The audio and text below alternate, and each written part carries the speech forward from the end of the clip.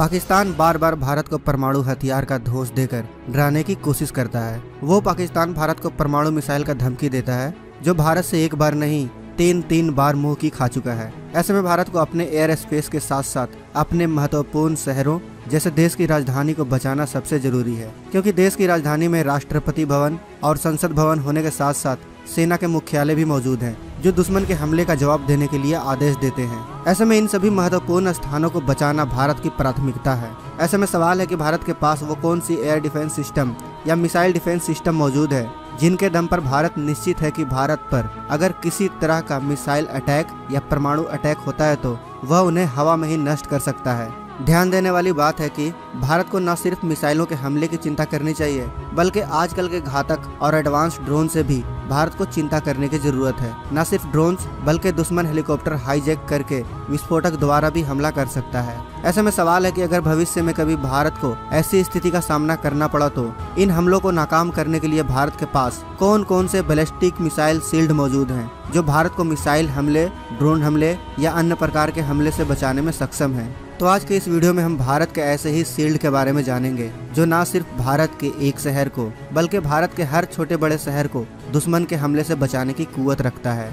मगर भारत के इस डिफेंस सिस्टम के बारे में जानने से पहले हम यह जानते हैं कि बात बात पर परमाणु हमले की धमकी देने वाला देश आखिर किन किन परिस्थितियों में परमाणु मिसाइल दाग सकता है। दोस्तों, अगर हम गूगल पर सर्च करेंगे nuclear attack policy of India तो आपके सामने जवाब आएगा नो फर्स्ट यूज पॉलिसी। इसका मतलब यह है कि भारत किसी भी देश पर पहले परमाणु हमला नहीं करेगा जब तक भारत पर कोई भी रासायनिक हमला, जैविक हमला या फिर परमाणु हमला नहीं हो जाता। वहीं अगर हम पाकिस्तान के न्यूक्लियर पॉलिसी के बारे में जानेंगे तो पाकिस्तान का न्यूक्लियर पॉलिसी यानी न्यूक्लियर डॉक्ट्रिन ऑफ पाकिस्तान के मुताबिक दुश्मन देश को 4 सीमाएं लांघनी होगी। अगर कोई भी दुश्मन देश पाकिस्तान के न्यूक्लियर डॉक्ट्रिन के बनाए 4 सीमाओं में से एक भी सीमाओं को लांघ देता है तो पाकिस्तान उस पर परमाणु हमला कर सकता है। पाकिस्तान के वो 4 न्यूक्लियर सीमाएं कुछ इस प्रकार हैं। पहला, स्पेशियल थ्रेशोल्ड। अगर दुश्मन देश पाकिस्तान के बड़े हिस्से पर कब्जा कर ले जो पाकिस्तानी सैनिक के कार्रवाई से वापस ना आ पाए तो ऐसी स्थिति में पाकिस्तान दुश्मन पर परमाणु हमला कर सकता है।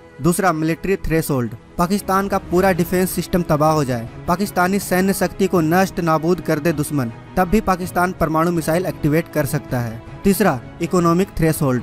युद्ध के दौरान अगर पाकिस्तान के आर्थिक लाइफलाइन को पूरी तरह नष्ट कर दी जाए दुश्मन सेना द्वारा। ध्यान देने वाली बात है कि अगर युद्ध के दौरान दुश्मन पाकिस्तान के आर्थिक लाइफलाइन को तबाह कर देता है तभी पाकिस्तान उस देश पर परमाणु हमला कर सकता है। चौथा, पॉलिटिकल थ्रेशोल्ड। अगर पाकिस्तान के सभी राजनेताओं को खत्म कर दिया जाए, उसके राजनीतिक हब को खत्म कर दिया जाए दुश्मन सेना द्वारा, तो ऐसी स्थिति में पाकिस्तान अपने परमाणु मिसाइल को लॉन्च कर सकता है। अब आप समझ गए होंगे कि अगर कोई भी देश पाकिस्तान के न्यूक्लियर डॉक्ट्रिन में बनाए इन 4 सीमाओं में से एक भी सीमा को लांघ देता है तो पाकिस्तान उस पर परमाणु हमला करने से नहीं चूकेगा। वही भारत और पाकिस्तान का कभी युद्ध होता है तो भारत कभी नहीं चाहेगा कि वह पाकिस्तान के न्यूक्लियर डॉक्ट्रिन के सीमा को लांघे।